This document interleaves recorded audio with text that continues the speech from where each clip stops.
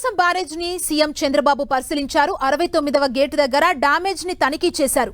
వరద ప్రవాహం గురించి ఇరిగేషన్ అధికారులను అడిగి తెలుసుకున్నారు. ఇప్పటికే ప్రకాశం బ్యారేజ్ కి రికార్డు స్థాయిలో వరదొస్తోంది. ప్రస్తుతం 11,33,000 క్యూసెక్ల ప్రవాహం ఉంది. దీంతో లంక తీర ప్రాంతాల్లో అప్రమత్తంగా ఉండాలని సీఎం చంద్రబాబు సూచించారు. ప్రకాశం బ్యారేజ్ కి వరద ప్రవాహం తొలిసారిగా 11 లక్షల క్యూసెక్కులు దాటింది. 2009 అక్టోబర్లో 10 లక్షల క్యూసెక్కుల వరద ప్రవాహం వచ్చింది. మళ్లీ ప్రమాదకర స్థాయిలో ప్రవహిస్తుండటంతో అధికారులు అప్రమత్తమయ్యారు. 125 ఏళ్ల తర్వాత కృష్ణా నదికి ఈ స్థాయిలో ప్రవాహం వస్తోంది. ప్రకాశం బ్యారేజ్ ని పరిశీలించారు ఏపీ సీఎం చంద్రబాబు. 69వ గేటు దగ్గరికి చేరుకొని అక్కడ ఎక్కడైతే డ్యామేజ్ జరిగిందో ఆ ప్రాంతాన్ని పరిశీలించారు. వరద ప్రవాహం గురించి సీఎం చంద్రబాబు అక్కడున్న అధికారులను అడిగి తెలుసుకున్నారు. ప్రకాశం బ్యారేజ్ కి అలైన్మెంట్ రికార్డు వరదొచ్చిందిగా దీనికి సంబంధించి ప్రస్తుతం 11,33,000 క్యూసెక్కుల ప్రవాహం ఉందని అధికారులు తెలిపారు. లంక తీర ప్రాంతాల్లో అప్రమత్తంగా ఉండాలంటూ ఇప్పటికే ప్రజలందరికీ కూడా సూచనలు చేసింది ప్రభుత్వం. ప్రకాశం బ్యారేజ్ ని పరిశీలిస్తున్న దృశ్యాల్ని మనం చూడొచ్చు. 69వ గేట్ దగ్గరికి చేరుకొని అక్కడ డ్యామేజ్ జరిగిన ప్రాంతాన్ని పరిశీలించారు. వరద ప్రవాహం గురించి అక్కడున్న అధికారులను అడిగి తెలుసుకున్నారు సీఎం చంద్రబాబు. ప్రకాశం బ్యారేజ్ కి ఆల్ టైమ్ రికార్డు వరద వచ్చిందని అధికారులు చంద్రబాబుకు వివరించే ప్రయత్నం చేశారు. ప్రస్తుతం 11,33,000 క్యూసెక్ల ప్రవాహం అక్కడ కొనసాగుతోంది. లంక తీర ప్రాంతాల్లో నివసిస్తున్న ప్రజలందరూ అప్రమత్తంగా ఉండాలంటూ వారికి ప్రభుత్వం సూచనలు చేసింది.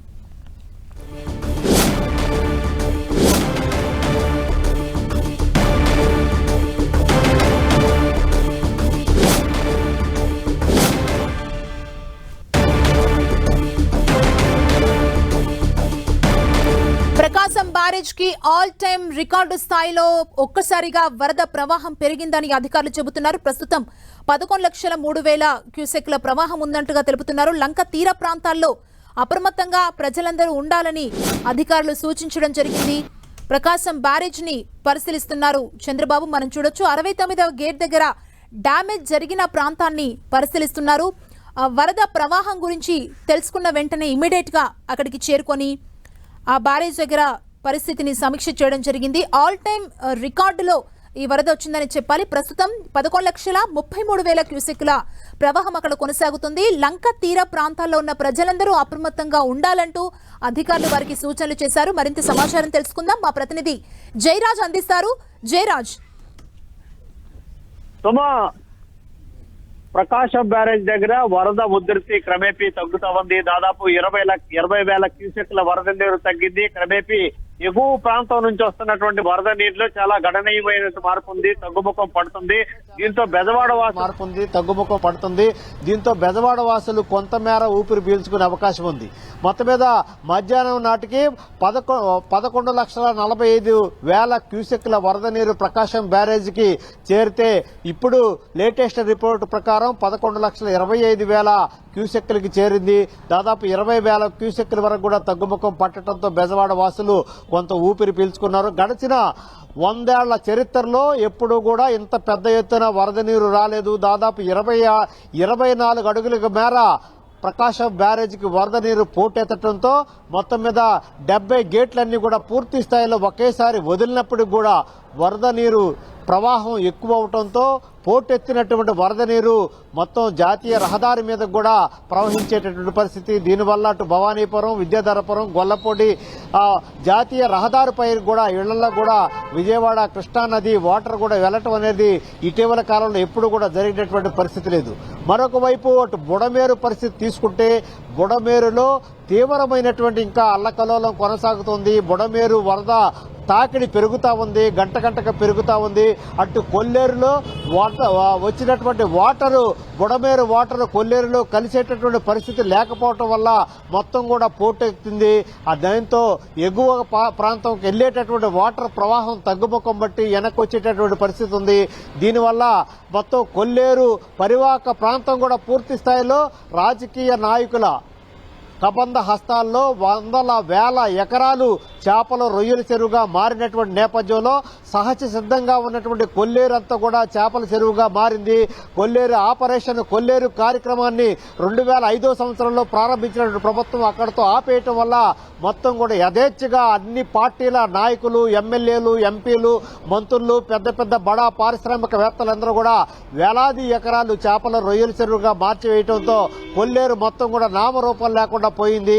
దీని ప్రభావం ఈ రోజున బెజవాడ వాసులు అనుభవిస్తున్నారు. దాదాపు 2,79,000 మంది బెజవాడ ప్రజలు ఈరోజు పూర్తిగా నీటిలో మునిగిపోయారు. దాదాపు 38 గంటలకు పైగా బెజవాడ వాసులు ఈ రోజున నీళ్లలో నానిపోయి ఉన్నారు. అక్కడ ఏం జరుగుతుందో తెలియనటువంటి పరిస్థితి, ఎవరికెవరు సంబంధాలు లేనటువంటి పరిస్థితి, ఎక్కడ ఎవరున్నారో ఎవరు లేరో తెలియనటువంటి పరిస్థితి, వృద్ధులు, మహిళలు, పిల్లలు కొట్టుకుపోయినటువంటి పరిస్థితి, యుద్ధమిద్దంగా ఎంతమంది కనిపించకపోయారో ఇప్పటి వరకైతే లెక్క తేలనేటువంటి పరిస్థితి. ఎన్డీఆర్ఎఫ్ బృందాలు, ఎస్డీఆర్ఎఫ్ బృందాలు వచ్చినప్పుడు కూడా ఆయా ప్రాంతాలకి పడవలు కూడా వెళ్లలేని పరిస్థితుల్లో డ్రోన్ ద్వారా ఆహారాన్ని పంపిణీ చేసినటువంటి పరిస్థితి. 8 హెలికాప్టర్లు వచ్చాయి. 8 హెలికాప్టర్లు కూడా అటు పాయకాపురం, సింగనగర్, కండ్రిక, మొత్తం విద్యాధరపురం, గుణదల ఆయా ప్రాంతాల్లో తిరుగుతున్నప్పుడు కూడా చాలా ప్రాంతాలకు ఇంకా తాగునీరు కూడా వెళ్ళటం లేదు, ఆహార పంపిణీ జరగటం లేదు. ఆయా ప్రాంతాలు ఏం జరుగుతుందో తెలుసుకోలేని పరిస్థితి కూడా ఉంది. దీంతో ముఖ్యమంత్రి స్వయంగా 3 సార్లు పర్యటన చేశారు. ఆయా ప్రాంతాలన్నీ కూడా విస్తృతంగా గాలింపు చర్యలు చేపట్టారు. ఆయా ప్రాంతాల్లో ఉన్నటువంటి సహాయ సహకారాల గురించి అన్నార్తులు చాలా దీన స్థితిలో ఉన్నటువంటి పరిస్థితుల్లో ముఖ్యమంత్రి స్పందించి అందరికి న్యాయం చేస్తాము, అందరిని కాపాడుతామనే భరోసా ఇచ్చారు. సుమా, జయరాజ్, ప్రస్తుతం అక్కడ వరద ప్రవాహం ఏ విధంగా ఉంది? ఏం చెప్తున్నారు అధికారులు? ప్రవాహం తగ్గుముఖం పట్టిందా?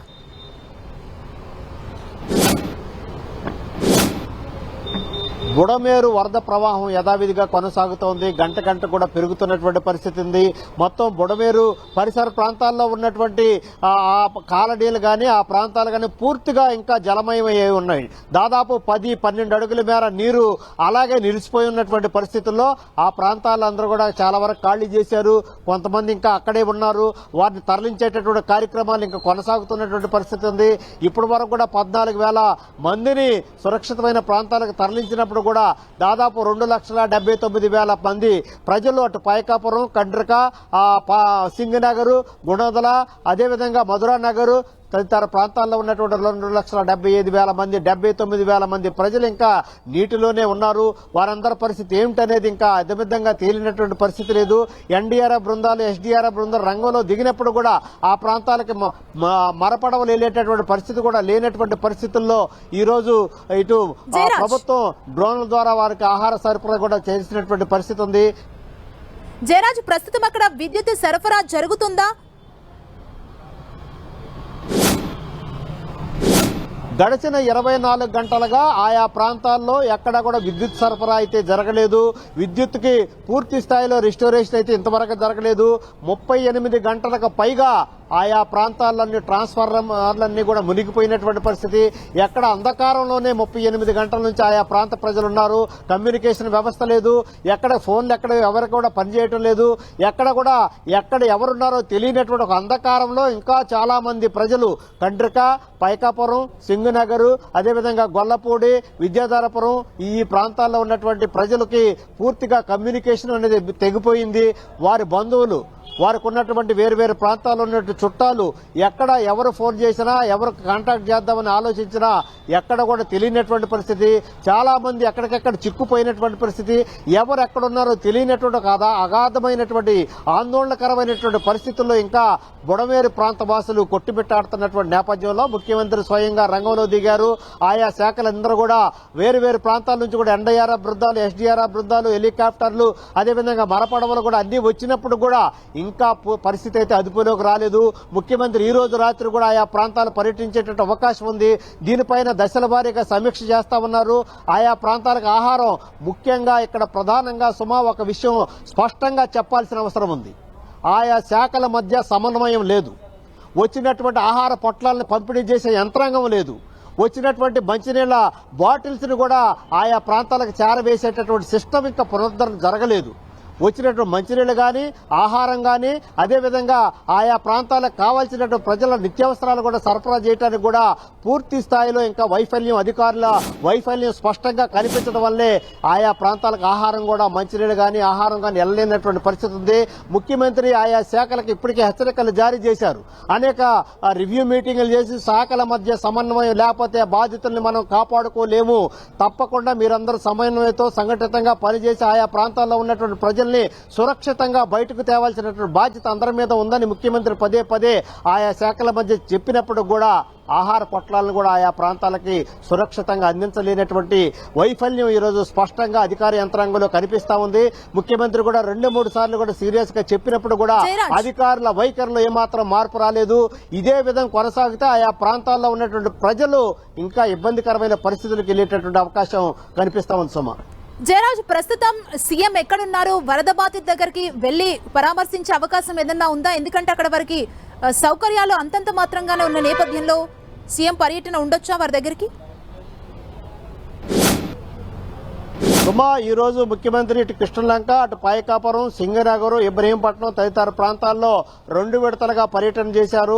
ఆయా ప్రాంతాల్లో ఉన్నటువంటి వరద బాధితులను ప్రత్యక్షంగా కలిశారు, వారితో మాట్లాడారు, వారు ఎదుర్కొంటున్నటువంటి అన్ని సమస్యలను కూడా సావధానంగా విన్నారు. ఆ తర్వాత ముఖ్యమంత్రి వచ్చి ఆయా శాఖలతో 2 విడతలుగా రివ్యూ మీటింగులు చేశారు. ముఖ్యమంత్రి ఎన్టీఆర్ జిల్లా కలెక్టరేట్ లో సచివాలయాన్ని ఏర్పాటు చేశారు.